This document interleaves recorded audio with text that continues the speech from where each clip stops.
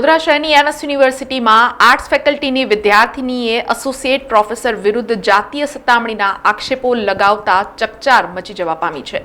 વડોદરા શહેરની વિશ્વવિખ્યાત મહારાજા સયાજીરાવ યુનિવર્સિટીમાં આર્ટ્સ ફેકલ્ટીની વિદ્યાર્થીનીએ ડિપાર્ટમેન્ટ ઓફ હિન્દી વિભાગના associate professor doctor Mohammad Azhar Dherivala વિરુદ્ધ જાતીય સતામણીનો આરોપ લગાવ્યો છે, જેમાં પ્રોફેસરે લગ્ન અને ધર્મ અંગીકાર કરવાની લાલચ આપી હોવાના આક્ષેપો પણ વિદ્યાર્થીનીએ લગાવ્યા છે, જેને લઈને વિદ્યાર્થીનીએ તમામ પુરાવાઓને લઈને એમએસ યુનિવર્સિટીની મહિલા ફરિયાદ નિવારણ સમિતિને ફરિયાદ કરી હતી અને ફરિયાદને લઈને એમએસ યુનિવર્સિટી દ્વારા એક સપ્તાહ પહેલા જ પ્રોફેસરને સસ્પેન્ડ કરવામાં આવ્યા હતા.